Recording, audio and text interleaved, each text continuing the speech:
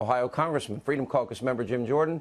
Congressman Jordan, I don't see the documents presented, and we now have all the evidence we need. Hillary, it's irrefutable, committed felonies. Lead investigator Strzok exonerated her long before he ever interviewed her or the witnesses, which means the fix was in. And then they tried to smash and destroy Donald Trump, the other candidate. And I can't think of a worse abuse of power or corruption scandal in American history. Maybe you can help me out. No, you're right. The same 6 people, the key people who ran the Clinton investigation, then ran the Russian investigation. Think about this, Sean. Jim Comey's been fired. Deputy Director McCabe has been fired, faces a criminal referral, lied 3 times under oath. Chief of Staff Jim Rubicki has left the FBI. General Counsel Jim Baker demoted and has now left the FBI. Lisa Page, FBI counsel, demoted, now left the FBI. And, of course, Peter Strzok, Deputy Head of Counterintelligence, demoted, and a couple days ago escorted from the FBI. So when have you ever seen a federal agency where 6 of the top people ran the 2 most important investigations I've ever heard of? When have you ever seen that happen? So, yes, Mr. Goodlatte's exactly right. If they don't give us the documents, we are going to pass a resolution on the House floor. The Speaker's been clear about this. How soon?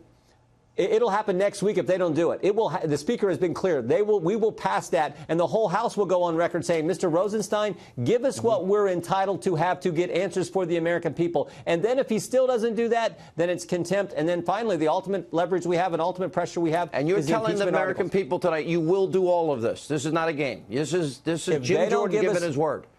Well, but it's the Speaker of the House. This is Devin Nunes. This is Chairman Goodlatte. These are the people in the House who said, I agree. We have a right to get that. And the full House will. The resolution's been filed by Mr. Meadows and I and several others. Mr. Meadows filed it last week.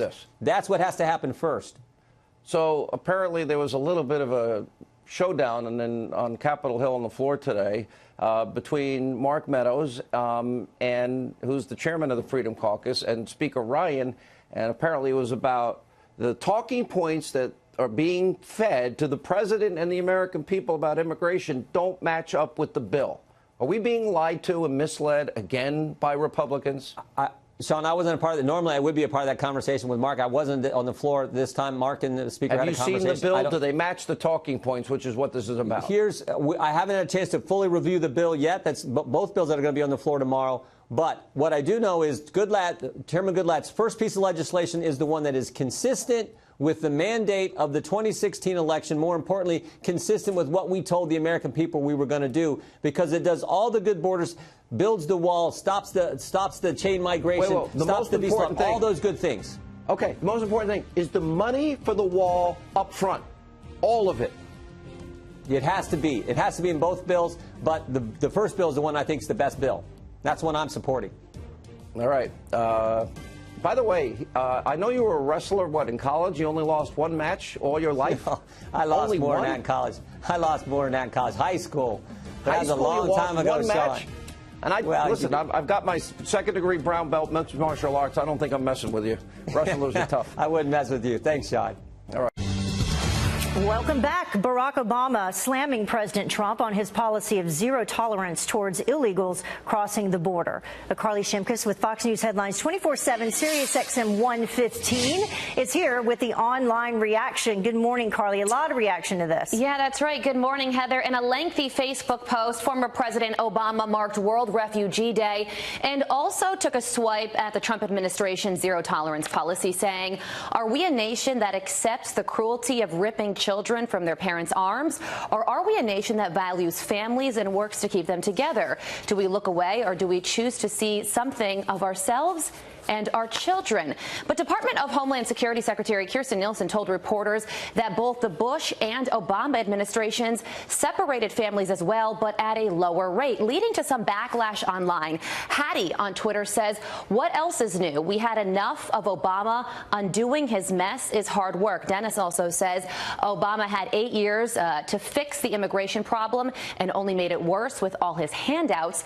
We have to turn away illegals, you invite. invited. Now, there are no clear numbers on how many or if the Obama administration did, in fact, separate families. And Jay Johnson, who served as Homeland Security Secretary for Obama, said he did not, in fact, separate children from their parents. So there's a little bit of a discrepancy there. Yeah, because there are reports, and actually there has been documentation that he did separate fathers specifically. They would come into the country in one area, then they would be flown to a completely different area and then deported. It's a very emotional issue. Yeah. All right. Well, the man who created database of personal information on ICE agents has been revealed. Yeah, that's right. A dangerous situation here. A web developer who also claims to be an adjunct NYU professor.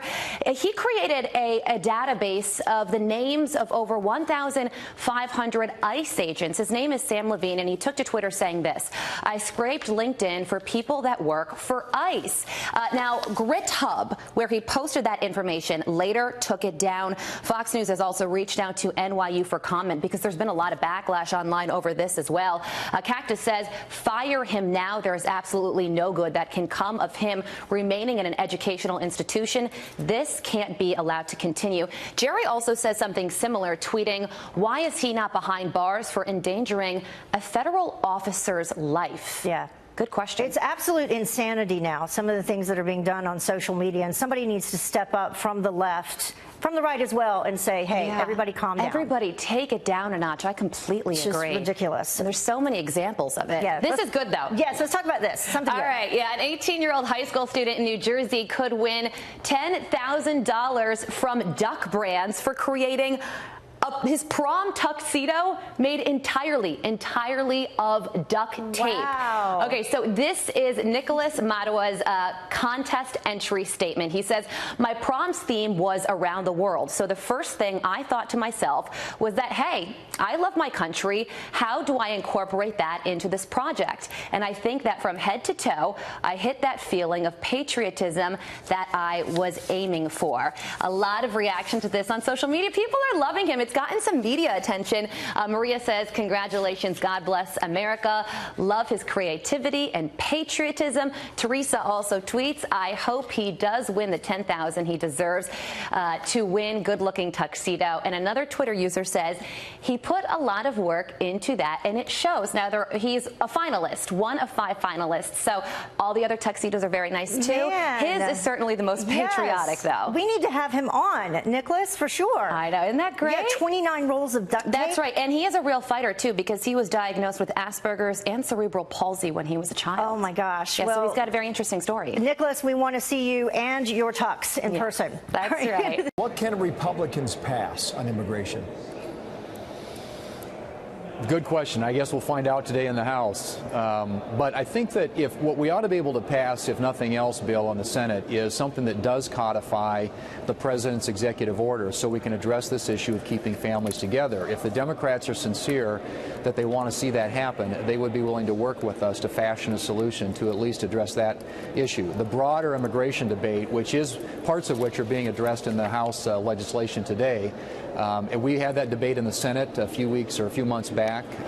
Nothing passed. We spent a week on the floor. People had an opportunity to offer amendments, and we couldn't get a consensus. But that doesn't mean if the House is able to pass something and they send it to the Senate that we wouldn't look at it. We'll certainly take a look at it and see if it's something we can pass and that the president would sign.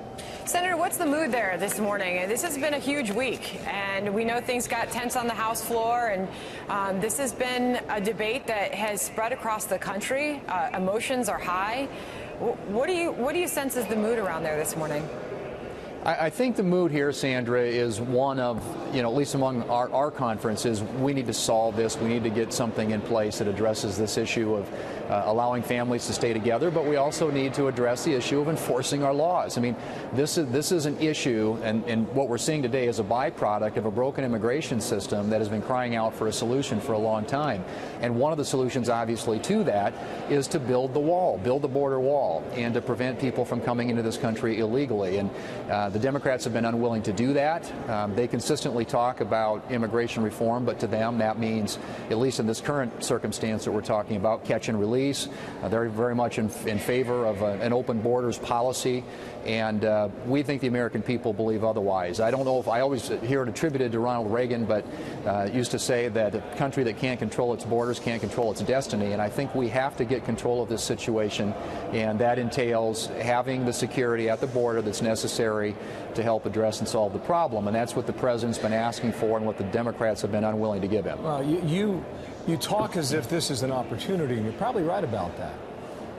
But with an election less than 5 months away, do you feel the need to get something done?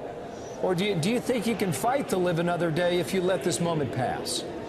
Well, I think there's always another day, obviously, but every day that goes by and we don't fix the problem continues to worsen. I think the near-term issue here that we're dealing with just this week that the president's executive order addressed yesterday is something that there ought to be bipartisan agreement on in the House and the Senate to fix. And so my hope would be, at least, Bill, that as this issue is debated, that there would be a consensus, a bipartisan consensus, that we need to address this. My guess is, however, that because it is an even-numbered year, and Democrats always view this as a potent political weapon, that they will choose rather to have the issue than to have a solution. That would be the way I would predict it would come out. President Trump is asking a question on Twitter a short time ago this morning that perhaps Senator Thune you can address. He says, what is the purpose of the House doing good immigration bills when you need 9 votes by Democrats in the Senate? And the Dems are only looking to obstruct, which they feel is good for them in the midterms. Republicans must get rid of the stupid filibuster rule. It is killing you. Well, the president's right about one point, and that is the Democrats' goal is to obstruct. I think they think it's to their political advantage as we head into the midterm elections. But you got to think about this the other way. If, God forbid, they were able to win the Senate in November, and they could pass whatever they want at 51 votes, we would have a very porous open borders immigration policy. So the 60-vote threshold protects Republicans more times historically than it does Democrats. But I understand his frustration. We share it too. But it's why we need to have some Democrats who are willing to do the right thing for our country and not just the political thing in the middle of an election year. We have a reverse, of course, of what the federal position is now about keeping families together and at what point, how we do that. Do you think what you went through over the past week was a big blow to you and others in your party? Was it a blow to the president? How do you sort through that now? No, I don't think so, Bill, because the president responded. And like I said, I mean, I think as a zero-tolerance policy, and the president made it very clear, this shouldn't surprise anybody, he ran his campaign on enforcing our laws and securing our borders and dealing with the issue of sort of runaway illegal immigration. And so in his attempts to do that, obviously, this was something that came out of it, but which he quickly addressed. And we were very quick to recognize it as well and to acknowledge that we've got to have a policy that enforces our laws, but that also allows families to stay together. And so there was consensus up here to do that. The president stepped in and I think did the right thing. And so I don't know. This is something that I don't think has any lasting effect. Yeah, well, a lot of people are trying to predict what is next in this battle. Maybe you could do that for us. Well, I think in the near term, what my hope would be, the next step in the battle, Sandra, is let's codify the president's executive order so we don't have to go to court and worry about what's going to happen in the way of litigation that creates more uncertainty around this issue. The Flores settlement decision back in 1997 sort of governs the way this issue can be treated now, and it seems to me at least that Congress, the only way that you can change that or get away from the uncertainty around this issue is for Congress to act. So the president, I think, did the right thing and addressed it in the near term. It's up to us now to try and fix this long term. And I hope there'll be Democrats that are willing to do that. Yeah, you think you can get enough votes to codify the executive order? That's about as much ground as you have given so far. We'll see. I mean, like I said, there's going to be a real test of whether the Democrats are serious about trying to solve this issue and solve a problem, or whether they would rather have the political issue. And I think that's going to be, we'll find out here soon enough. When's the last time you talked to the president, Senator? I haven't talked to him this week. Yeah. It's been a while, but yeah. Yeah, just but he stays in constant contact with us, as you know, Sandra, through his Twitter account. Yeah. All right. Well, it is a big week indeed, sir, and we thank you for your time, Senator. Thank you. Good to be with you. You bet.